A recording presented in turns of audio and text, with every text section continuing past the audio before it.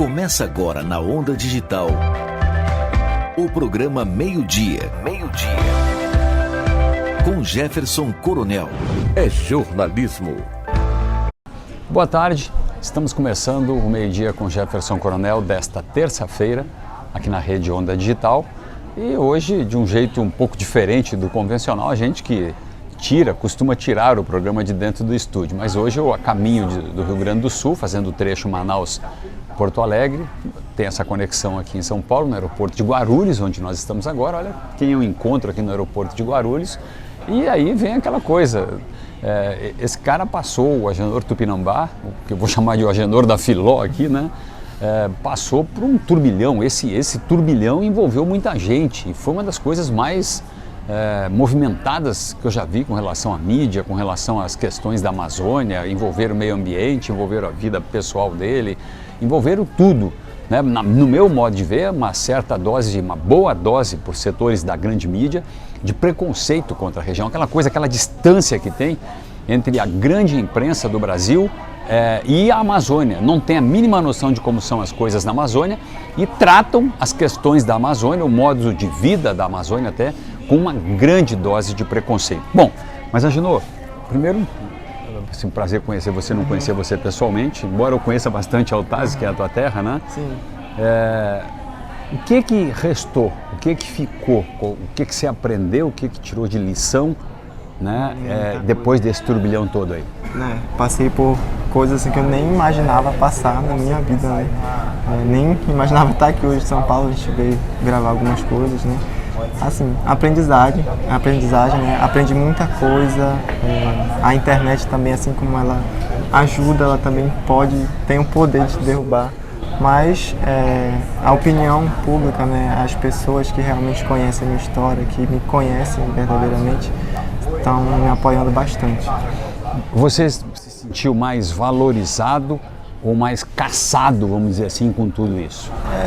É assim, as duas, quando você se bota como uma pessoa pública, que você é exposto, você tem que estar preparado a tudo, tanto a críticas, né, como o apoio das pessoas. Mas graças a Deus, eu tenho tendo muito apoio mesmo, mais do que as críticas. Mas as críticas também, as fake news, né, que tá aí. Você hoje, se tudo isso recomeçasse, você mudaria alguma coisa que você fez? Você repetiria tudo? O que eu estou perguntando é o seguinte: você tem a tua consciência tranquila ou você acha que algum... Eu estou bem tranquilo hoje, mas tem certas coisas que eu aprendi mesmo. E assim, como aprendizagem, né? Se eu não passasse por isso, eu não ia ter a ciência que eu tenho hoje, né? E Altazes. Você, assim, uma vez a gente fez uma pesquisa numa campanha eleitoral lá em 1998 e um dos indicadores que a gente descobriu, uma pesquisa qualitativa grande, competente, grupo aqui de São Paulo, por sinal, e eles descobriram que o amazonense era muito orgulhoso de ser amazonense. Assim, o nível de orgulho do amazonense era maior do que em outras regiões que eles já tinham pesquisado. Isso mexeu com o teu orgulho de ser de Altazes, que é uma cidade que eu conheço, um lugar interessante ali perto? Altazes, onde eu sempre levo, para onde eu vou, é minha raiz, é minha cultura.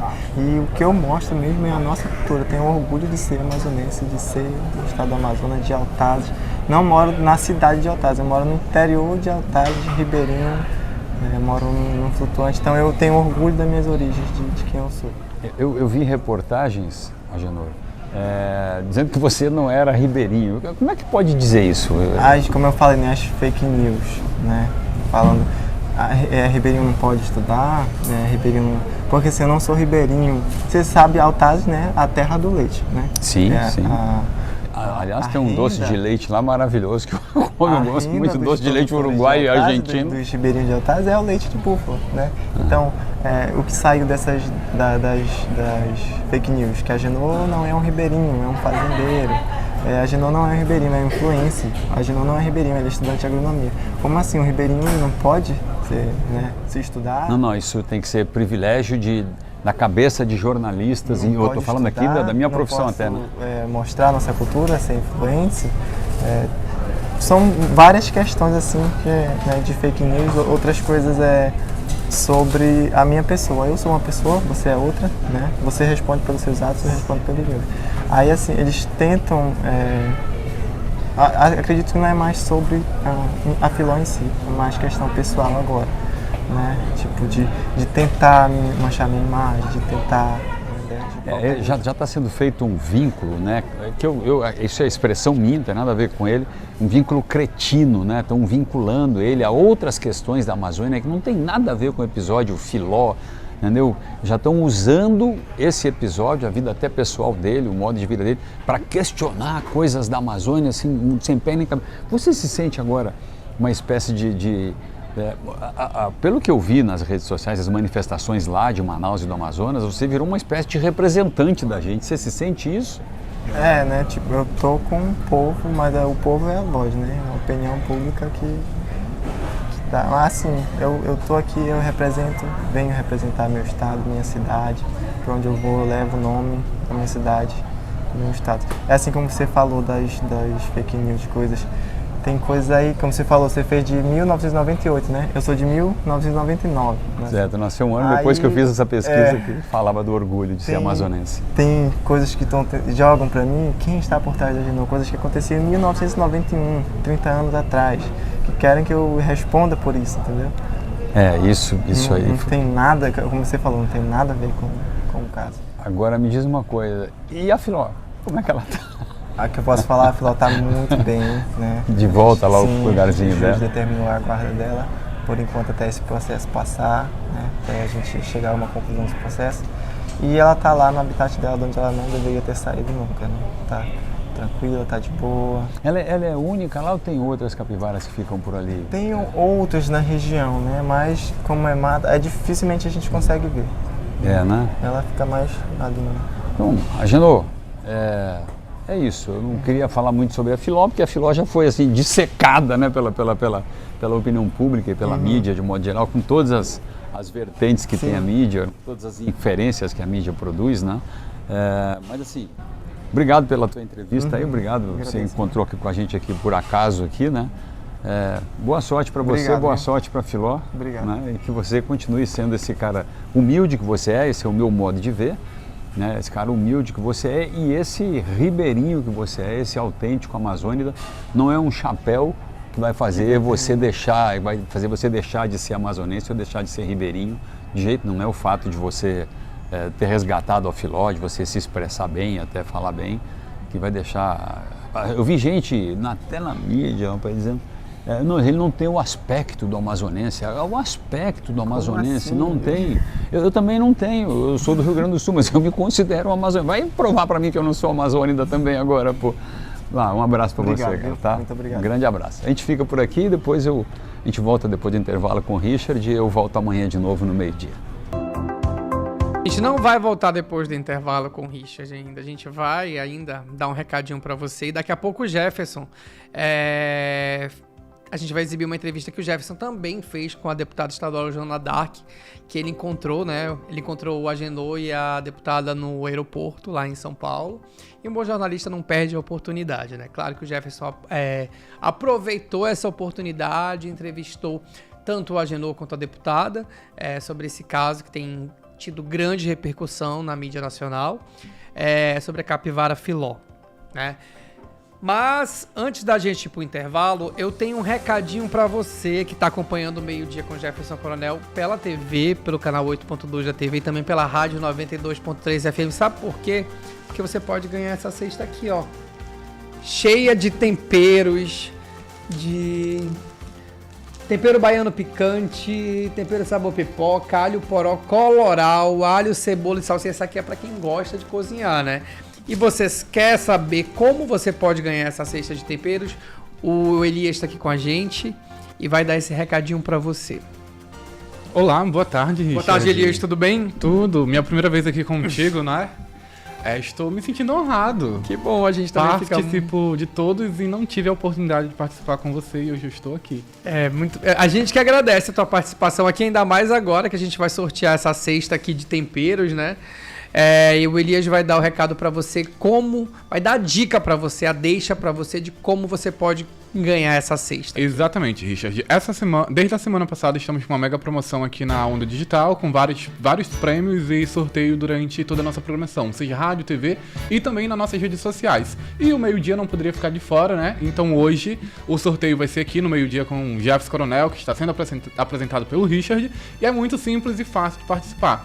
Você vai mandar uma foto, né, para você que está nos acompanhando aí pela TV, canal 8.2 ou pelo YouTube, você pode tirar uma fotinha assistindo o Richard e enviar para o nosso WhatsApp 93341870 com uma frase falando por que a sua mãe é a maior onda. Pronto, você já está participando sem segredo nenhum. Tá bom? E pra você que tá ouvindo, pode mandar sua mensagem sem precisar enviar a foto. Você manda mensagem porque sua mãe é a maior onda. Você ganha essa cesta pra sua mãe. E você vai usar esses temperos pra você fazer um super almoço ou então um super jantar pra sua mãe no Dia das Mães.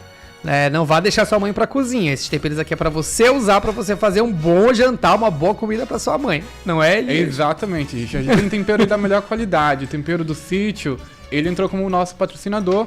E fora ele, a gente também tem outros aqui. Dá tempo de eu falar sobre os nossos apoiadores? Rapidinho, vamos lá. Tá bom. Nessa mega promoção que a gente tá tendo essa semana, a gente tem o apoio da TV Lá, do Estúdio de Beleza de Cavalcante, CN Box Laranjeira, Silhouette Aesthetic Center, Tempero do Sítio, Mui Gringo, Tambaqui na Banda, Comemore Salgados, Tortas e Doces, Bruna Pizza Delivery, Restaurante Taberna do Chefe Procópio. Esses são os patrocinadores aqui. Esses são os nossos parceiraços aí da Onda Digital, né? Exatamente, Richard. E só pra lembrar que antes de eu dar meu tchau, estamos com um sorteio lá no nosso Instagram, tá bom? São 3 ganhadores, 3 prêmios. O primeiro prêmio, Richard, são 3 meses de CrossFit com tudo pago. Tô precisando. Pro primeiro ganhador, então corre lá que dá pra participar. O segundo é um dia de beleza, também no nosso salão que tá nos apoiando. Tô precisando também. Quem é o salão? O salão é o de Cavalcante, se eu não me engano. Estúdio de Beleza de Cavalcante. E também o terceiro prêmio, que assim, particularmente eu gostei bastante queria, é do Tambaqui de Banda, um voucher de R$400 pra você almoçar no Tambaqui de Banda e tomar aquele chopp geladinho. É isso aí, ó. Então fica ligado na programação da Onda, porque você pode participar dessas promoções e quem sabe você não leva pra casa, né? Seja os R$400 no Tambaqui de Banda, seja o dia de beleza lá no de Cavalcante, ou então 3 meses de CrossFit. Exatamente. 3 meses de CrossFit. E hoje a gente vai sortear essa cesta aqui, então fica ligado na programação da Onda Digital. Manda um WhatsApp, né? Responde por que a sua mãe é Onda no número 929-334-1870. É isso aí. Agora a gente vai pro comercial. Elias, muito obrigado pela tua participação aqui, tá bom? Essa cesta vai ficar aqui comigo, porque como eu gosto de cozinhar, ela vai ficar aqui comigo. Eu vi que você gosta de cozinhar, sempre vejo você fazendo o seu jantar lá no Instagram e eu fico só com água na boca. Então é isso, gente. Vamos mandar essa mensagem. A gente vai pro comercial. Agradeço a participação aqui com a gente, Elias. E depois a gente volta com mais meio-dia com o Jefferson Coronel, com a entrevista que o Jefferson Coronel fez com a deputada estadual Joana Dark sobre a capivara filó. Porque parece que esse assunto aí tem desdobramentos e a gente tá acompanhando aí. Fique ligado que a gente volta já com mais meio-dia com o Jefferson Coronel.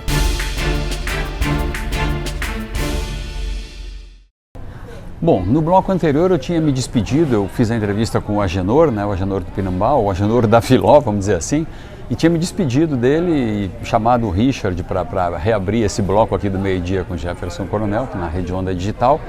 Mas aí, qual a minha surpresa, que quem mais passa por mim aqui, chega aqui perto da gente agora, neste momento, que não a deputada Joana Dark, que também esteve no centro, no olho do furacão, vamos dizer assim, né? Eu estava dizendo para o Agenor, Joana, do turbilhão que foi isso, eu poucas vezes vi. Aliás, a rede social é um advento relativamente novo, né? Mas eu não lembro de algo que criasse tanta polêmica, tanta discussão. E vamos falar a verdade, uma espécie de preconceito contra a região que a grande imprensa, parte da grande imprensa tem, né? Nos tratam como se nós temos que ser o que eles imaginam que nós somos, né? O Agenor tem que ser o que eles imaginam que o caboclo, o ribeirinho é. Não é o que o ribeirinho é, é o que eles pensam. Então, isso é evidentemente um preconceito, uma falta de conhecimento, uma ignorância, eu diria até, essa é uma opinião minha pessoal. Mas, deputada Joana Dark, Você foi pro olho do furacão, meu Deus do céu, o que foi aquilo, Joana? Então, quando eu recebi o pedido de ajuda do Agenor, eu nem conhecia ele e logo eu me indignei porque ele estava sendo acusado de maus tratos à Filó, que comprovadamente todos nós do Amazonas sabemos que isso não procede. E aí logo entrou várias questões dentro desse caso. O próprio desconhecimento da realidade do Amazonas. Então, isso tomou uma repercussão muito grande, mas também trouxe várias coisas para o debate. Porque, por exemplo, como é que uma pessoa de fora do nosso estado quer opinar sobre uma realidade que é a gente que vive, né? A nossa convivência harmoniosa com os animais. E eu acho que nem precisa ser técnico para você verificar que no decorrer do processo o melhor para a Filó é ela ficar lá de onde ela nunca nem deveria ter saído, do que numa jaula que ela não está acostumada, que ela não tem como expressar o comportamento natural dela de capivara. Então a gente vai até o fim nessa situação, estamos lutando judicialmente, já com sentenças favoráveis a nosso favor, não perdemos nenhuma batalha na justiça.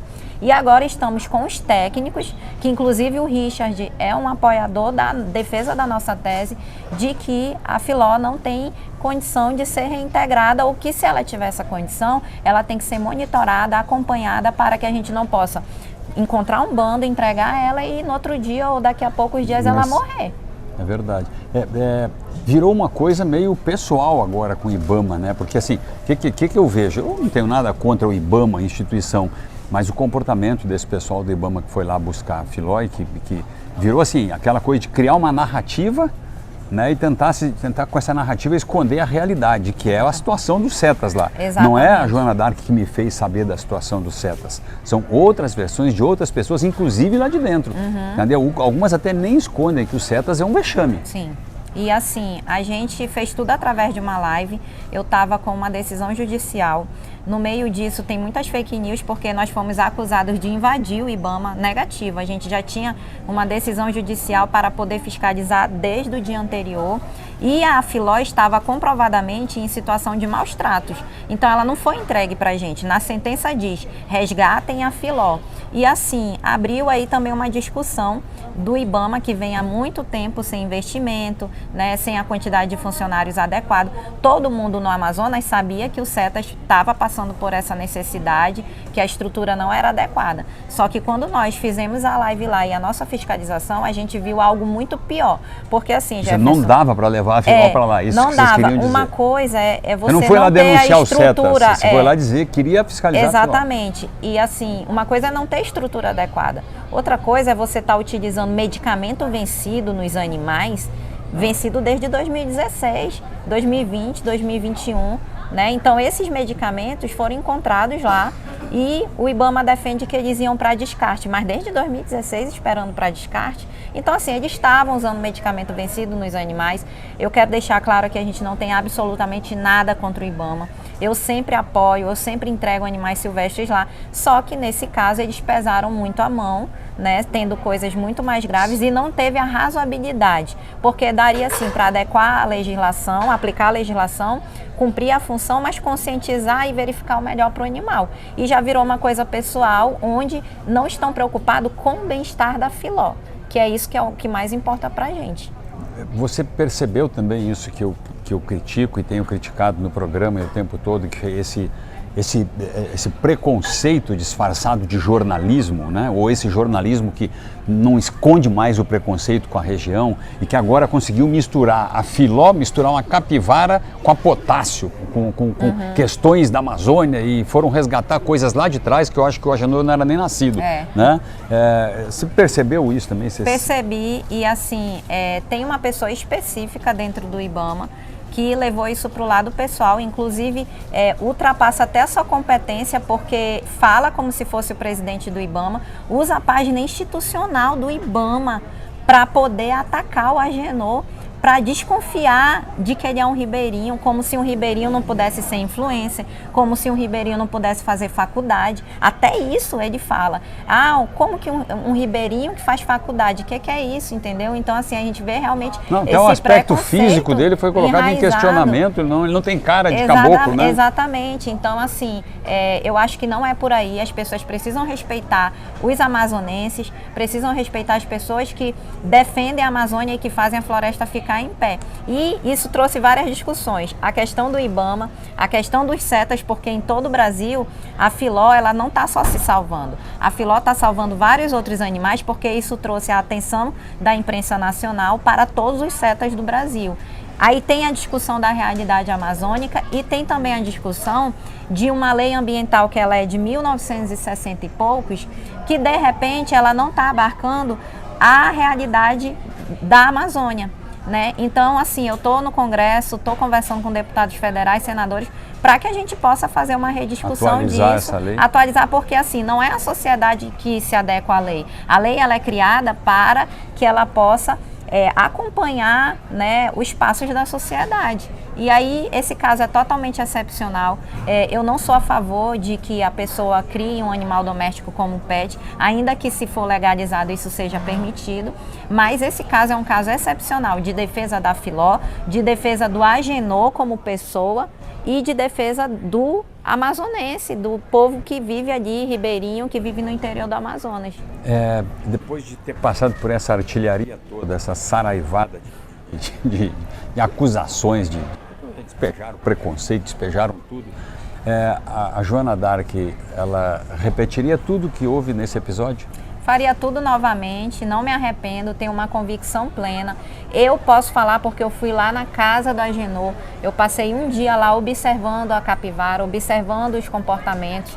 Então, assim, quando você tem convicção daquilo que você defende, você não dá um passo para trás.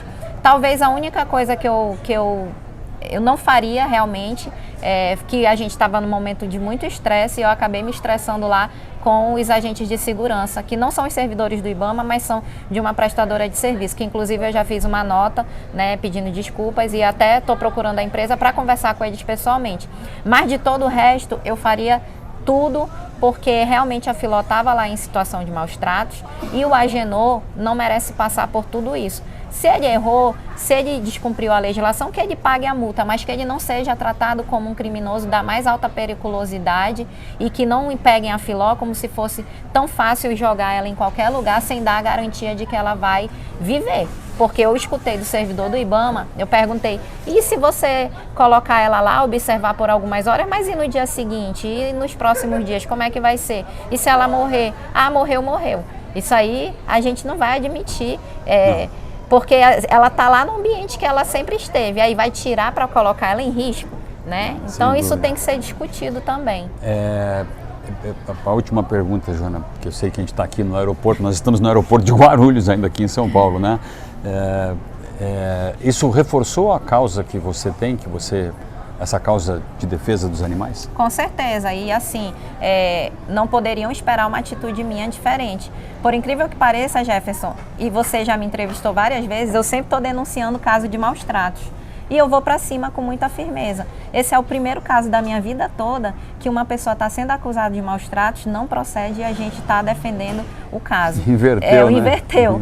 Então, assim, eu tenho convicção, eu entrei na política pela proteção dos animais, óbvio que eu não me restringo só à causa animal, mas assim, as pessoas até questionam, tá se importando com uma capivara, sendo que tem tantos outros problemas. Eu falo assim, cobre os outros políticos também, porque só tem eu para defender a causa animal. E isso deu uma repercussão tão grande que a gente nem imaginava que ia dar essa repercussão, que eu estou usando de toda a visibilidade para que eu possa mostrar ao lado da causa animal, para que a gente possa ajudar a salvar mais vidas dos animais e para que a gente possa também, de certa forma, isso colocou, parece assim, o Amazonas no mapa durante uma semana, né, nos meios de imprensa oficial.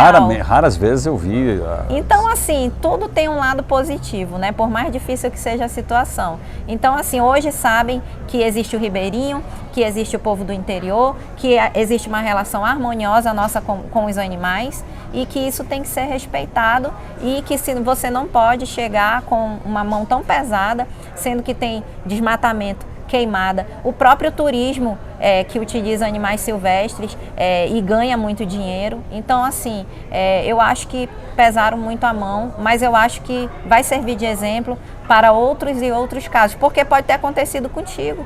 Pode ter acontecido comigo, pode acontecer com o Joãozinho que mora lá em Fonte Boa, em Boa Vista do Tem inúmeros casos de caboclos, de ribeirinhos que criam animais, cuidam de animais, convivem com animais. E ainda tem uma questão que vai entrar em pauta.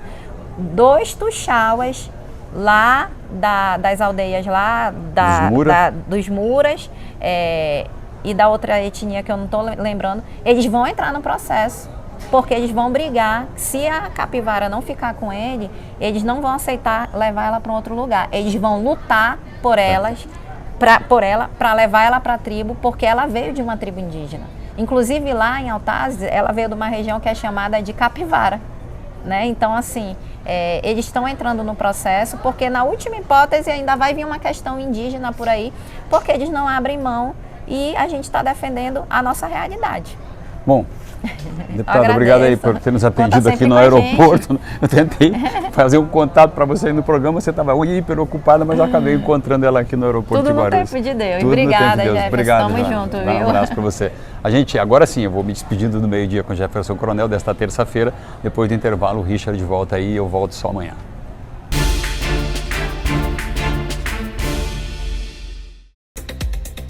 Estamos de volta com Meio-Dia com Jefferson Coronel aqui no estúdio, né? Direto aqui da Rádio e TV Onda Digital, sendo transmitido pelo canal 8.2 da sua TV e pela Rádio 92.3 FM e também pelos canais no YouTube da Rede Onda Digital e também pelo Meio-Dia com Jefferson Coronel lá no YouTube, né? Agora a gente estava no aeroporto lá em Guarulhos e agora a gente voltou para o estúdio porque a gente vai falar sobre tecnologia e desenvolvimento sustentável na Amazônia com quem entende do assunto. A gente vai falar com Mariana Vasconcelos, que é cofundadora da AgroSmart, que inclusive é uma startup que atua aqui no Amazonas. A gente vai falar sobre essa startup, vai falar sobre esse mercado aí que não para de crescer e soluções, né, de tecnologia que fomentem, que incentivem o desenvolvimento sustentável aqui na floresta amazônica. A gente está aqui com a Mariana Vasconcelos, que é cofundadora da AgroSmart. Boa tarde, Mariana. Seja muito bem-vinda aqui com a gente. Obrigada pelo convite, é um prazer estar aqui. É um prazer todo nosso recebê-la aqui, né? Mariana, a gente falou, agora a gente vai pro assunto, né? Porque a gente tem muito assunto para falar. A gente já fez aqui uma apresentação, falou que a AgroSmart, né? Que você é cofundadora da AgroSmart, que é uma startup que já atua aqui no Amazonas, inclusive, né? Então eu queria que você falasse um pouco da AgroSmart, um pouco da atividade da AgroSmart, há quanto tempo ela está no mercado, em que segmentos ela atua. Claro. Então, vamos lá, o microfone é seu. Não, obrigada, pessoal. Um prazer estar aqui e falar desse tema que eu sou tão apaixonada, que é a questão de como que a agricultura e a produção de alimentos pode contribuir para resolver a crise climática. A AgroSmart é uma plataforma digital que engloba serviços financeiros, ecossistêmicos e inteligência agronômica para transicionar a agricultura para modelos mais produtivos, sustentáveis e resilientes ao clima. A solução, ela opera em 3 pilares. O primeiro é focado no produtor rural. A gente atende hoje mais de 100 mil produtores rurais, que totalizam 48 milhões de hectares em 9 países da América Latina, ajudando eles a entender o clima e a tomar a melhor decisão no dia a dia do ponto de vista agronômico, para que eles possam ser mais resilientes na sua produção. A gente tem um segundo pilar que foca na cadeia, nas corporações que estão industrializando algum produto do agro, que estão financiando o agro, ajudando a ter uma rastreabilidade dos indicadores de sustentabilidade. Então a gente avalia desmatamento, pegada de carbono, pegada hídrica, estresse climático, do ponto de vista social, qualidade de condições para o trabalho, gênero, né, renda. Então a gente ajuda a cadeia a entender o quão sustentável ela está sendo. E a partir daí alavancar as soluções de clima para poder melhorar essa jornada. E por fim, olhando para frente, a gente entende que o terceiro pilar ele é muito focado em finanças sustentáveis. Já que para a gente investir em transição, em tecnologia, a gente precisa de recurso, né? E a gente traz essa bagagem de inteligência climática para facilitar o financiamento dessa transição, para implementar projetos de agrofloresta, de carbono e que permitam essa renda tanto para a corporação quanto para o produtor fazerem a coisa certa. E a AgroSmart, ela surgiu quando? Ela surgiu no fim de 2014, então nós já temos 8 anos de operações. Eu venho de família de produtores rurais no sul de Minas Gerais e já trabalhava bastante com tecnologia. Então lá atrás a gente falou, por que não levar a tecnologia para o agro, que o Brasil tem uma relevância tão grande? Entendi. Você falou a respeito, a gente estava pesquisando aqui alguma coisa já sobre a AgroSmart, a gente viu que a AgroSmart é uma startup que desenvolve ferramentas, né, para o monitoramento de lavouras. Como é que essas ferramentas, elas têm alguma semelhança, já que são ferramentas para lavouras, e como se tem semelhança e também diferenças para a utilização dessas ferramentas na floresta amazônica? Queria que você explicasse para a gente como é que a gente poderia utilizar essas ferramentas já desenvolvidas para lavouras aqui na floresta. Bom, nós temos produtores rurais, né, que têm lavoura aqui na região norte, no Amazonas, e que utilizam as nossas ferramentas para clima. Mas a gente fez um trabalho também para adaptar essa plataforma focada em cadeias para apoiar o desenvolvimento da bioeconomia na região. Então a gente foi entender como é a cadeia extrativista. O que tem de diferente da lavoura no dia a dia, né? Muitas vezes não tem um manejo agronômico, mas tem todo esse desafio de ir para o campo, tá pulverizado, entender de onde vem. Então a gente lançou um projeto com a Frute, que é uma empresa de açaí, já no ano passado. Nós atendemos 800 famílias entre o Pará e o Amazonas, que utilizam a nossa ferramenta para fazer a rastreabilidade e entender esses indicadores de sustentabilidade na cadeia. Além disso, a gente recentemente instalou uma estação meteorológica aqui no Amazonas para que a gente comece a entender também a influência do clima, né, na produção do açaí. Porque justamente como não tem o manejo agronômico, parece que está tudo certo, mas não, o clima está mudando. Então não tem a mesma disponibilidade, qualidade do açaí, o que afeta a renda dos ribeirinhos. Então a gente está buscando entender essa relação do clima e crescer aqui na região. Assim, não dá para falar de clima sem falar da nossa floresta, sem falar da preservação dessa floresta. Então, a gente vem participando cada vez mais desses projetos mais amplos para entender o clima e como que a produção pode apoiar a crise climática. Você falou a respeito do rastreamento, né? Como é que se dá esse rastreamento? Quais são as etapas desse rastreamento? Claro. Tem um lado do produtor rural que acaba interagindo com o nosso produto de clima e compartilha partes de informação. O outro lado é que a corporação tem um caderno de campo, que é um aplicativo no celular, que eles vão a campo e eles coletam informação. Então, ao prestar uma assistência técnica, ao fazer uma auditoria, eles vão lá e levantam. Os seus filhos estão na escola? Então, cadê a matrícula? Me dá aqui para eu documentar esse documento. A gente olha lá o registro, né? Tem registro. Tá em área, qual é a área preservada? Tá tendo desmatamento ou não tá tendo? Olha lá o satélite e cruza essa informação para ver o que tá acontecendo. Então a gente usa essa combinação de vários dados, que alguns vêm do produtor, outros vêm da corporação que está usando esse caderno de campo na ponta, e outros vêm de sensores, né? O satélite também é um sensor que está fazendo essa validação. E a gente está com um projeto agora aqui muito legal com o IDESAN, em parceria com o IDESAN, para fazer mais uma adaptação no produto. Então, o projeto de rastreabilidade de cadeias, ele é muito liderado pela corporação, que acaba que ela é dona de uma cadeia, então ela faz essa ida até os produtores e os ribeirinhos para poder fazer esse monitoramento. E com o IDESAN, a gente está adaptando a plataforma para que um produtor que não faz parte de uma cadeia estruturada possa também ter a rastreabilidade da sua lavoura, para que ele possa vender isso melhor para o mercado, para ele não ficar, né, sem competitividade no mercado. E a gente participou de uma validação na cadeia da castanha e a gente entendeu que o produtor tem todo o interesse de informar, porque ele quer entrar para esse mercado e conseguir vender melhor.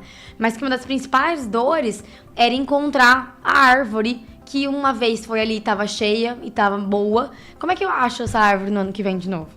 Então, ajudar o produtor a ter essa rastreabilidade da árvore, de saber onde elas estão e onde. Não dá pra gente fazer exatamente uma rota, né? Porque é uma floresta, mas ele consegue, através do radar, entender onde ele está em frente àquela árvore, que era uma boa árvore, para ele continuar voltando. Então, com o IDESAN, a gente está fazendo, através do PPBio, né, essa adaptação na ferramenta para empoderar o produtor diretamente, o ribeirinho, que não faz parte de uma cadeia estruturada. Você falou que vocês estão fazendo em etapa de levantamento ainda aqui, de estudo, de análise, toda essa situação, né? Pelo que você já percebeu aqui nessa caminhada aqui no Amazonas, porque você vem de uma região diferente, né? Onde a logística é diferente, onde uma série de fatores são diferentes daqui da Amazônia. Não vou nem dizer aqui do Amazonas, mas aqui da Amazônia, né? Que você também está no Pará, vocês também atuam no Pará, né? Então, assim, durante esse processo, eu sei que vocês vocês ainda estão... É um processo longo de estudo, essas coisas. Mas o que você já percebeu das peculiaridades daqui, dos gargalos daqui, que vocês vão ter que driblar para conseguir, de fato, implementar esse tipo de projeto aqui? Claro. Esse tipo de solução. Acho que a primeira fase foi isso que eu comentei, de mudar um pouco a dinâmica da ferramenta para prever as culturas extrativistas. Mas quando eu olho o futuro, eu acho que a gente tem um desafio logístico, né? Essa questão do deslocamento de barco, das cheias do rio influenciarem tanto na capacidade do produtor de fazer o extrativismo e até a conectividade. Então, nós temos a tecnologia para que funcione sem internet, né? Então, os sensores conseguem transmitir dados via satélite e o aplicativo ele funciona offline. Mas em algum momento ele precisa subir os dados para a nuvem para que toda a plataforma esteja conectada e todo mundo tenha acesso ao dado.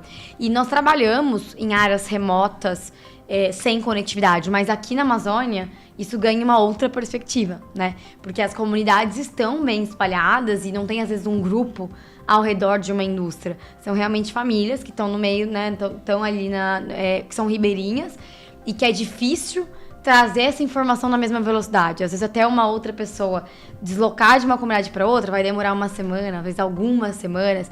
Então acho que esse é ainda um desafio logístico mesmo, para que a gente consiga não deixar ninguém para trás. Que eu acho que parte dessa jornada de impacto é como é que a gente inclui, né, todos os produtores nessa jornada. Entendi. Tem algum prazo, algum processo que essa questão seja concluída e que vocês estejam, de fato, essa adaptação, no caso, seja concluída? As primeiras adaptações de produtos são concluídas agora em setembro. Então, em setembro, a gente já passa a disponibilizar para a cadeia também da castanha a fazer a aplicação. Essa questão desse desafio mais logístico, eu acho que ela é um problema maior. Ela é um problema que precisa de outros stakeholders da cadeia de governo, de outras ONGs, participando junto para que a gente consiga resolver esse problema de maneira mais sistêmica.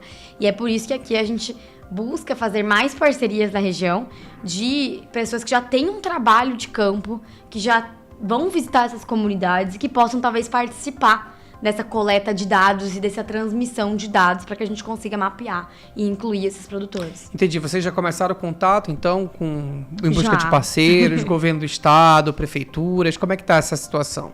A gente desde o ano passado, a gente vem desenvolvendo relacionamentos e reuniões, e agora nessa minha vinda para cá também, a gente tem um time aqui baseado em Manaus, né, mas eu aproveito para vir e trazer esse comprometimento com a região. A gente fez várias reuniões, tanto com o governo do estado, governos municipais de diferentes municípios do Amazonas e outras instituições, desde até do ponto de vista de tecnologia, né, com a Associação do Polo Digital de Manaus, buscando também outras startups. Quais são as outras empresas de tecnologia que estão aqui no ecossistema e que talvez também estão resolvendo problemas similares para outro uso de caso? E como é que a gente pode colaborar? Né? Exato. É isso aí. E eu queria que você falasse também, já existe uma ferramenta nessa questão de todo esse rastreamento, mas assim, existem outras ferramentas já desenvolvidas para lavouras que poderiam ser implementadas também aqui para incentivar o agronegócio, aqui a bioeconomia, essa questão do agro aqui, como você mesmo disse, que a AgroSmart é focada também? Sim, e isso é inclusive pauta de uma das reuniões que a gente teve com o governo nessa visita, que é justamente trazer essa nossa inteligência de monitoramento climático para os governos. Que se os governos ajudam a gente a sensorizar a região com as estações meteorológicas, que são estações que conseguem medir a chuva em tempo real, a temperatura, né, a velocidade de direção do vento, a gente tem uma compreensão melhor do clima na região. E isso pode ser disponibilizado de maneira gratuita para os produtores rurais da região, que usam isso para tomar decisão no campo e aumentar a sua produtividade sem ter que abrir área. Porque é importante a gente aumentar a produção sem comprometer o meio ambiente, né? Então, a gente conseguir trazer produtividade para os produtores que já estão produzindo é muito relevante. E que, em contrapartida, o governo também possa usar dessas informações para políticas públicas, para a defesa civil, porque a inundação é um grande problema, né? A estiagem em outras regiões também é problema. Então, ter informação climática com maior granularidade é importante para toda a cadeia. Para o produtor, para o governo, para as indústrias que estão ao redor, para o banco que está dando o empréstimo. Então, a gente começou aqui com essa questão da rastreabilidade e a gente agora tem trazendo, estamos falando com estados vizinhos, né, em Roraima, em Rondônia, e a gente falou, por que não também aqui no Amazonas? E a gente veio buscar, trazendo essa pauta para os governos locais de como que a gente pode colaborar para sensorizar a região. Aqui no Amazonas vocês começaram com a Fruit, né? Que está focada na produção de açaí. Isso. Né? Você já falou a respeito também da extensão desse trabalho, né? Dessa ferramenta para a produção de castanha. Isso. Quais são as outras produções que vocês poderiam auxiliar aqui no Amazonas? Vocês já fizeram algum levantamento, alguma coisa desse tipo? Comunidades? São 800 pessoas, mais ou menos? 800 famílias, né? E quantas famílias, mais ou menos, poderiam ser beneficiadas daqui para frente? Pelo menos se você já tem uma estimativa em relação a isso. A gente não tem um número exato. Hoje a gente trabalha com mais de 90 culturas diferentes e a plataforma ela foi construída para ser parametrizada. Então, qualquer outra cultura pode participar. É muito fácil ali configurar a plataforma para ela funcionar com novas espécies, com novas culturas. A gente está justamente buscando alianças e a gente fez esses pedidos nas reuniões dessa vez para ajudar a gente a ter esse mapeamento. Né? Quais são, independente de quantas culturas tem, que são muitas, quais são as prioridades das indústrias, das ONGs, do governo para esses próximos 5 anos, para que a gente possa focar e encontrar projetos para trabalhar em conjunto. Entendi. Você falou agora há pouco a respeito de clima, né? Dessa questão climática. O Amazonas, com o Polo Industrial de Manaus, é o estado brasileiro que mais tem a floresta preservada, né? Garantir a floresta em pé é um desafio, mas também é um compromisso que vem sendo cumprido. Como avalia essa questão e a importância da Amazônia frente às mudanças climáticas? Já que você falou a respeito do clima. Sim, agora. É super importante. Acho que a gente tem esse compromisso, né? A gente não pode ter mais desmatamento. Quando a gente fala do agronegócio, a gente também precisa de um agronegócio sustentável, né? Que mitiga as emissões de gases de efeito estufa usando menos fertilizante, menos químicos, só aquilo que seja necessário. Então, acho que é super importante. Mas não adianta a gente pensar só no meio ambiente sem pensar renda. E é para isso que existe um movimento global acontecendo a respeito das soluções baseadas em natureza, né? Em inglês, o Nature-Based Solutions, onde a gente consiga gerar valor e renda através dos ativos ambientais, que são os créditos de carbono, que nesse momento estão evoluindo para uma regulação de mercado, mas que também vão existir para a biodiversidade, para a água, e eu acho que o Brasil tem esse ativo que é a floresta amazônica. Então, a gente não vai ser só o maior produtor exportador de agro, nós também vamos ser o maior produtor exportador de serviços ecossistêmicos através dessas soluções de natureza. Porque quando a gente tem o incentivo da renda, a gente melhora as condições das famílias e a gente desincentiva o desmatamento. Acho que é um potencial enorme, né? E quando a gente fala de clima, é sempre assim, a gente tem o potencial que tem dinheiro para ganhar. Não é só sustentabilidade do ambiente. A sustentabilidade ela tem 3 pilares, inclusive o financeiro, né? Mas além de ser uma oportunidade de crescimento, de desenvolvimento econômico, ela é um risco. Porque se a gente não faz, se a gente não captura o valor que tem para capturar, a gente vai perder. Porque quando a gente desmata, o clima volta pior e aumenta a ocorrência de eventos climáticos adversos, como a Laninha, El Ninho, as inundações, os tornados. Ele aumenta a pressão de pragas e doenças que acabam destruindo a nossa produção de alimentos, muda o regime de chuva, que geram as secas, né, descontroladas em diferentes fluxos. Então, todo mundo é afetado.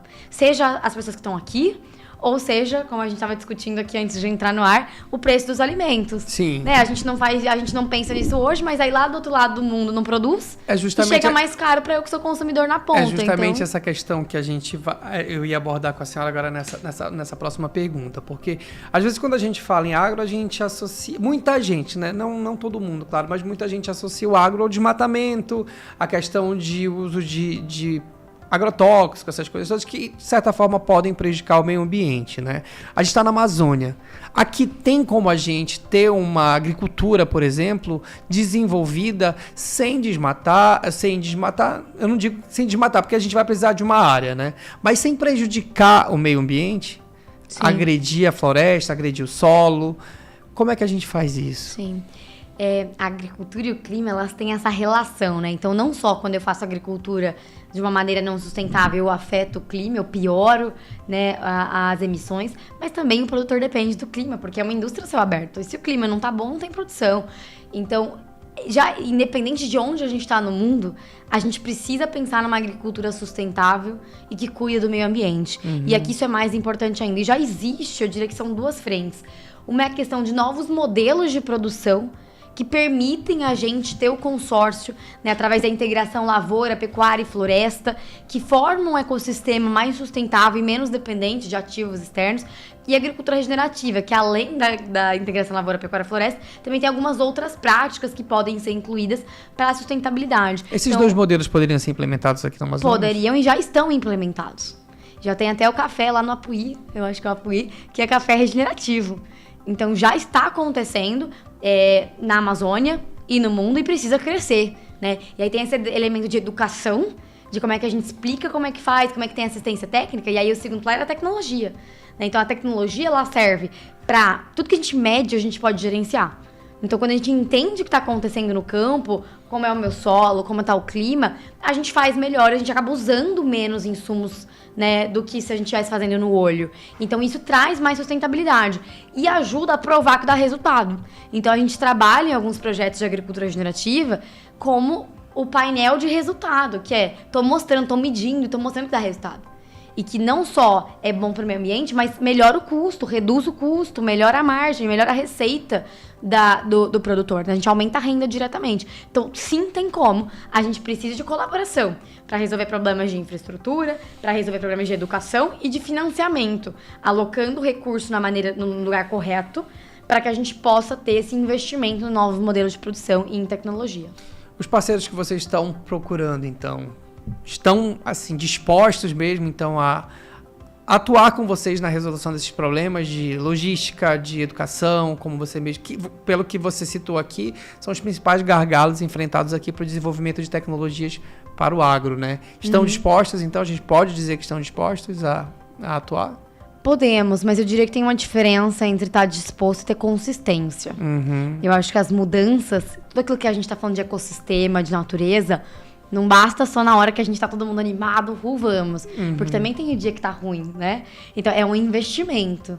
Do mesmo jeito que também o produtor e a indústria vão investir e vão demorar um pouquinho para colher esse resultado, funciona para todo parceiro na cadeia. Então, acho que tem muita abertura. O que eu gostaria, né, de pedir, acho que é o nosso papel como AgriSmart, de cobrar, é a consistência. Não adianta eu vir aqui e tá todo mundo e chegar amanhã e semana que vem e ano que vem, agora... Sabe, minha prioridade mudou, agora tem outra coisa mais urgente. Tem que ter comprometimento. Tem que ter né? comprometimento, porque a gente vive num modelo de sobrevivência. Então, muita coisa acontece no dia a dia, a gente tende a deixar essa pauta de lado. Só que essa pauta faz mais inundação, as pessoas perdem casa, as pessoas perdem renda, gera mais pobreza. Então, assim, ela tá interligada. E se a gente só fica no modo de sobrevivência e não pensa em como agir, não só pro curto, mas pro médio e pro longo prazo, a gente nunca vai sair desse loop. O papo vai continuar daqui a pouquinho, porque a gente precisa chamar o intervalo, né? Mas daqui a pouco a gente volta aqui para falar mais sobre tecnologia e desenvolvimento sustentável na Amazônia com a Mariana Vasconcelos, que é cofundadora da AgroSmart, que inclusive já atua aqui no Amazonas com soluções tecnológicas para o desenvolvimento sustentável. A gente volta já já, depois dos comerciais, com a Mariana.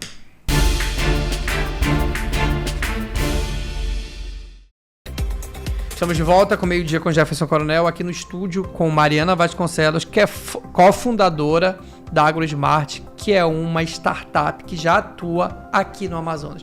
Voltemos a falar sobre a AgroSmart agora, Mariana. Mariana, a gente falou muito do agronegócio, né? Mas a AgroSmart não está não atua somente no agronegócio. Inclusive, acho que atua também em indústria. Eu queria que você explicasse um pouco mais das atividades e soluções que a AgroSmart já oferece, inclusive para outros segmentos fora do agro. Bom, nós somos uma empresa de tecnologia, né? Então, nosso trabalho é desenvolver coleta, processamento e geração de inteligência em cima de dados. O nosso foco maior é o agro e o clima. Que o clima acaba que pode ser consumido por outras indústrias que não estão no agro. Apesar do dado sempre ser gerado pelo agro, um dado de um risco climático pode servir a outras indústrias que precisam fazer o seu planejamento, que tem a produção diretamente afetada pelo clima, inclusive varejo, né, diferentes setores. Aqui na Amazônia, a gente tem a nossa produção de hardware. né? Então a gente tem esses sensores, que são estações meteorológicas, pluviômetros digitais, sensores de solo, que são instalados no campo para coletar essas informações climáticas, e as caixinhas que a gente faz a telecomunicação nesses sensores. Então a gente lê todos os protocolos diferentes num único lugar e envia esses dados mesmo sem sinal de celular e internet. Então a gente faz parte, né, do programa de incentivo do PPB, da lei da informática aqui em Manaus, e a gente produz esses equipamentos aqui na cidade. Entendi. E já auxiliam, então, esse produto já é utilizado, esse serviço, essa ferramenta, pelas indústrias do Polo Industrial de Manaus? Vocês têm como clientes essas indústrias? Nós temos parceiros, não clientes. Então a gente veio... parceiros. A gente veio para cá com o apoio da Positivo, né? Que inclusive é investidora no nosso negócio, que abriu nossos olhos para essa oportunidade de Amazônia, inclusive, que tem uma presença muito legal aqui. E a gente trabalha com a Flex, né, Flextronics, que faz a manufatura dos nossos sensores aqui. E esses sensores vão para o mundo todo, não só para o Brasil, mas também para outros países, para coletar essas informações climáticas. Quais são os países que vocês já atendem com esses produtos fabricados aqui, com essas ferramentas? Nós temos um foco em 9 países diferentes com equipamentos. Nós temos nos Estados Unidos, temos na Argentina, temos no Paraguai. São 9 países no total na América Latina. Inclusive, a AgroSmart, além de Manaus, está presente na Argentina, Buenos Aires. Isso. E quais são os outros estados aqui do Amazonas, do Brasil? Nós temos equipe aqui em Manaus, em Campinas, no estado de São Paulo, em São Paulo, no estado de São Paulo, em Buenos Aires, na Argentina, e em Assunção, no Paraguai. E chegaram aqui em Manaus quando, Mariana? Nós chegamos em Manaus no ano de 2019. Quando a gente começou a entender o processo, da entrada no processo de PPB, contratamos desenvolvedores de software para começar a olhar essa nova indústria. Teve a pandemia, né? Então foram momentos difíceis aqui de interagir com a região, de conseguir fazer as implementações que a gente precisava, mas vem só crescendo a penetração na região, e hoje 100% dos nossos equipamentos são produzidos aqui em Manaus. Inclusive, essa questão de mão de obra hoje, vocês estão com quantos pesquisadores, quantas pessoas vocês trabalham na AgroSmart? Aqui em Manaus e até mesmo nessas outras unidades que vocês têm? Nós somos cerca de 40 e poucas pessoas, das quais 5 estão aqui em Manaus. 5 pesquisadores? São desenvolvedores de tecnologia, isso. Ok, né? E assim, pretende crescer, porque a demanda vai aumentar, né? Sim. A tendência de vocês é atender outros segmentos, é atuar com outras produções. Então, não há risco de vocês pararem nos 5 aqui.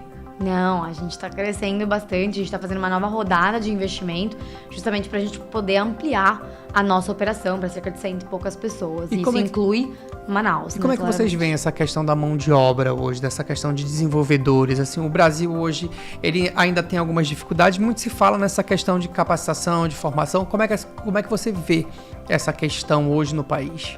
Eu acho que é um gargalo, e são várias áreas de gargalo. Acho que a gente tem a questão da digitalização. Então, vamos ver, eu sou administradora. O que eu aprendi na faculdade não é a administração que a gente pratica hoje numa startup. Então, entender melhor de modelos de negócios novos, marketing digital, são outra mentalidade. E isso acontece até na agronomia, né? Então, nós temos aqui em Manaus, tem agrônomo. Não é só o que a gente aprendeu na escola, existe a agricultura digital. Então eu preciso pensar outras coisas que eu não vejo numa grade curricular padrão. Então a gente tem dificuldade com esse lado de ter os skills corretos, né? Nós usamos linguagens de programação como o Flutter, que é uma linguagem moderna e que não tem tantas pessoas treinadas nesse tipo de linguagem. Então a gente investiu muito em educação, né? A gente fez várias parcerias, inclusive aqui na Amazônia, no ano passado a gente ofereceu um curso para minorias, para mulheres, LGBTI+. Então a gente buscou parcerias para formar em produtos digitais, e a gente continua tentando ampliar essa questão, porque existe o lado técnico e o lado de mentalidade mesmo, de como que os negócios digitais funcionam e como é que é diferente da indústria tradicional. Que bacana, olha, parabéns por essa iniciativa, inclusive de incluir, né, as mulheres e a população LGBTQIA+, nessa empreitada de vocês. E outra coisa que eu ia falar, você é uma defensora da equidade de gênero, né? A gente estava pesquisando aqui toda a sua trajetória. Como é que você vê hoje a participação das mulheres na questão de desenvolvimento de tecnologias, de projetos de inovação, tecnologia? Como é que você vê essa questão? Porque ainda é um universo muito masculino, né? Queria ver como é que você enxerga essa situação. Inclusive a questão dos LGBTQIA+, nesse universo também, que é uma outra bandeira defendida por você, pelo que a gente conversou aqui, porque a gente tinha pesquisado que é somente equidade de gênero, mas isso vai muito além, né? Minorias também. Então, parabéns por essa iniciativa, mas eu queria que você falasse pra gente como é que você vê a participação da mulher e até mesmo dos LGBTQIA+, nesse universo aí de tecnologia. Claro. A gente acredita muito em diversidade. Na AgroSmart a gente tem até um comitê de diversidade que a gente planeja como é que a gente vai ser mais inclusivo, né? Tanto com o nosso time quanto pra fora, como é que a gente educa. Porque a gente vem de um público muito tradicional, que é o agro, né? E que em tecnologia também tem essa dominância masculina. Então, quando eu comecei como empreendedora, era muito difícil encontrar o espaço. Eu sou jovem, mulher, então não sou agrônoma. Então as pessoas falam, não sou desenvolvedora. Você não sabe o que você tá fazendo. Quem é você na fila do pão, né? Pra poder querer fazer essa empresa. Então tinha muita barreira. E eu sou comprometida muito com essa visão de ecossistema. Por isso também que a gente tá aqui com a PDM, a gente participa hoje, a gente tem um happy hour de empreendedores. Então, porque eu acho que é importante a gente conviver e a gente incluir. Então a gente busca ter exemplo. Eu acho que o melhor jeito é ter referência, ter exemplo. Então, se a gente tem pessoas dessas dentro da nossa empresa, que estão tocando projetos interessantes, que vão assumindo posições de liderança, e a gente fala sobre isso, a gente vira inspiração para outras pessoas que acham que aquilo não é para elas. Né? Como eu poderia ter parado lá atrás e falado que isso não era para mim. Como eu até comentei com o Paulo, falando, eu sempre tinha esse negócio, eu não sou boa em matemática, eu não sou boa nisso. E eu tô nessa área hoje. Apesar de eu achar que não era boa. Então a gente tem muito isso, não é pra mim, é pra todo mundo, né? É pra que a gente quiser ser, é o que tem a ver com o nosso propósito. Então acho que vem melhorando, mas ainda é muito difícil. E é por isso que a gente tem que falar mais e ter mais gente trabalhando de maneira intencional nessas pautas, pra que a gente tenha não só a diversidade, né? Porque eu gosto daquela frase que falou, é a diversidade, inclusão e o pertencimento. Porque ter um lugar na mesa não garante que as pessoas estão sendo ouvidas e que elas se sentem parte daquilo. Então, estamos nessa briga para ter mais espaço. Acho que está melhorando, mas ainda falta muito. Você falou a respeito de termos mais exemplo, né? A gente já está caminhando para o final da entrevista, mas eu quero dizer que a gente precisa e a gente tem mais exemplos. A gente tem exemplos como você, sabe? Você é tão nova, você já é uma... Inclusive, até eu vi aqui, eu anotei aqui uma coisa que você... foi considerado uma das pessoas mais influentes da América Latina pela Bloomberg Linea, né? Então, assim, você é um exemplo, você é uma inspiração para muita gente que quer entrar nesse ramo, que se identifica com esse ramo. Então, espero que você continue aí traçando essa trajetória, que tenha muito sucesso aqui em Manaus. Inclusive, a gente se propôs a fazer já um próximo programa quando você estiver em Manaus da próxima vez, lá na Smart... até esqueci, lá na AgroSmart a gente se compromete em falar mais sobre as atividades da AgroSmart.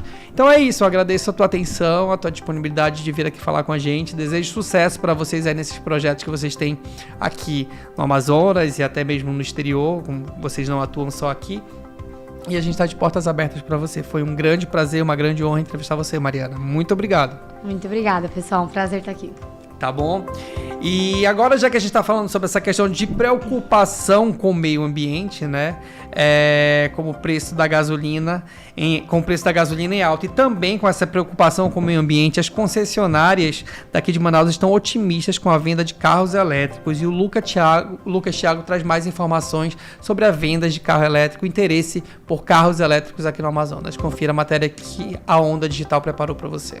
A economia a médio prazo, a crescente no preço de combustíveis fósseis e o incentivo à sustentabilidade tem transformado os carros elétricos em um investimento cada vez mais atrativo no mercado. Segundo a Associação Brasileira de Veículos Elétricos, as vendas de carros nesse ramo no Amazonas devem crescer cerca de 50% em relação ao ano passado, conforme os dados divulgados. No primeiro trimestre de 2023, foram emplacados 182 veículos eletrificados, com Manaus liderando o número de vendas. Cleverson Nogueira é gerente dessa concessionária de carro elétrico. Ele nos conta sobre os benefícios do veículo, principalmente na economia de combustível. A economia que o cliente hoje busca na aquisição do carro elétrico, né? Nós vamos falar da parte também meioambiental, que nós somos aqui de uma região que a gente tem sempre batendo muito forte essa tecla, mas a busca do cliente também na questão da economia. Nós temos uma diversidade muito grande alternando aí os valores de combustíveis, né? E a energia ainda para fazer essa utilização, convertendo para energia, o cliente passa a ter uma economia bem relevante. Nós estamos falando hoje com um cliente que tem um consumo de combustível, transformando aí para energia, um consumo mensal em torno de 80%. Um dos fatores apontados como negativo pela população na aquisição de eletromotores é o seu custo, que até 2021 o valor inicial partia de 140 mil. Cleverson aponta mudança nesse cenário. Hoje a BYD está trazendo uma flexibilidade a mais em relação a custo, porque no início ainda é um custo para a fabricação do carro elétrico, da bateria ainda é um custo bem mais elevado, mas hoje, com as novas tecnologias sendo implementadas pela própria marca, nós estamos com valores muito mais agressivos e atrativos para o cliente consumidor final. Na capital amazonense foram 178 veículos vendidos até março deste ano. A Associação Brasileira de Veículos Elétricos levou em consideração apenas vendas referente aos veículos eletrificados leves, ou seja, automóveis e comerciais leves, como picapes, vans, modelos SUV. Manaus foi líder de vendas em 2022. A capital amazonense ficou em 12º lugar na venda de veículos elétricos em todo o país e em primeiro colocado na venda na região norte. Lembrando também que foi vendido 451 veículos no ano passado. Além de tudo, a economia de 100% com o carro elétrico, devido a não gastar com combustíveis, os consumidores também preferem esse veículo devido a questões ambientais, pois eles emitem menos gases poluentes que os veículos movidos a combustível fóssil. A grande dúvida dos consumidores é como e onde carregar o veículo elétrico. Nós temos profissionais hoje em Manaus que trabalham especificamente com essa instalação de carregadores, né? Então o cliente que ele quer fazer essa transição, ele vai receber o carregador para facilitar esse carregamento. Então hoje nós vamos transformar em relação a um tempo de recarga, né? Nós temos modelos de carregadores que você vai ter cargas rápidas em carregadores no mercado que o carro carrega em 30 minutos, 20 minutos, e tem um carregador convencional que normalmente o cliente carrega e instala na sua residência. Com o crescimento da demanda e o avanço da tecnologia, a expectativa é que o mercado de carros elétricos no estado continue a crescer, contribuindo para uma mobilidade mais limpa e sustentável. Inácio, vai falar alguma coisa. Fala, Inácio! Aí o Inácio sai rindo aqui, ó. Por quê? Porque o Inácio, eu vou pedir um carro elétrico dele pra mim. Eu quero um carro elétrico. Pessoal, é o seguinte, a gente vai pro comercial e daqui a pouco a gente vai sortear essa cesta aqui, né? Cesta de temperos. Então, assim, se você quer ganhar essa cesta de temperos, essa promoção, ainda dá tempo de você mandar uma mensagem pro número, um WhatsApp pro número 993341870 e responder por que a sua mãe é uma onda. Quem sabe você não leva essa cesta aqui pra fazer temperar, né? O almoço ou o jantar da sua mãe no Dia das Mães. É isso mesmo. A gente vai pro comercial, daqui a pouco a gente volta com o vencedor. A gente vai anunciar o vencedor dessa cesta aqui, que vai levar essa cesta para casa. Fique ligado que daqui a pouquinho a gente volta.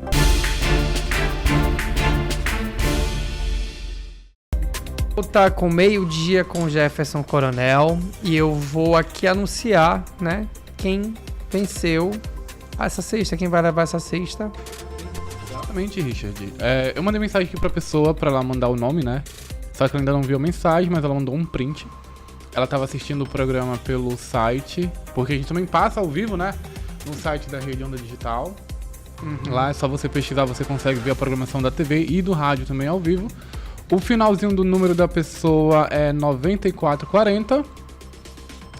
Vou dar aqui pro Richard ler a... E a mensagem é a seguinte, ele tinha que responder a pergunta por que minha mãe é uma onda, né?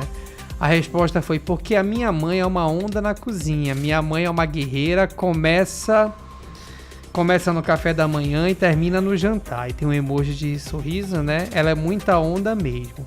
Quem ganhou essa cesta foi a Verônica Rodrigues da Compensa 2, né? Então, Verônica, você pode vir aqui na Onda Digital, na rua Estrela Sírios, número 9B, Conjunto Morada do Sol, pegar essa cesta aqui, né? A gente vai passar a localização para você daqui a pouquinho também. Pode pegar até quando essa cesta? Até sexta-feira, das 9 às 17 horas. E Verônica, o recado é o seguinte: você ganhou essa cesta aqui, mas é você que vai fazer o almoço da sua mãe. Dessa vez a onda na cozinha vai ter que ser você, porque sua mãe merece um bom almoço, um bom jantar preparado por você, ok? Não vai fazer a tua mãe usar esses temperos dessa vez, deixa pra usar depois, mas essa cesta é pra ti, tá bom? É isso? É isso, Richard. E vale lembrar que estamos com promoção ainda amanhã nos outros programas da casa e também com promoção no nosso Instagram lá, Rede Onda Digital, com 2 L's. Vai lá e participa. É isso mesmo. Elias, muito obrigado pela tua participação. E Verônica, a gente aguarda você aqui na Onda Digital para resgatar tua cesta aqui, para preparar um bom almoço para tua mãe no Dia das Mães. Até sexta-feira, Verônica, não esquece, tá bom? Horário comercial. Então é isso, pessoal. Meio-dia com Jefferson Coronel encerra hoje. Hoje nós falamos sobre a capivara filó, falamos sobre tecnologia, teve sorteio aqui no programa. Amanhã tem mais sorteio? Tem, amanhã tem mais sorteio. Amanhã a gente vai ter sorteio no programa À Tarde na Onda com a Liliane e também aqui na rádio com a Sky. Ah, tá. E a gente vai encerrar um programa hoje, né, também, daqui a pouco o programa vai estar disponível na íntegra, mas a gente também, hoje a gente encerra um programa com tristeza, né, porque a Rita Lee partiu hoje, né, a Rita Lee faleceu na manhã de hoje, e essa grande revolucionária que soube viver aqui e nos presenteou com belas apresentações e músicas.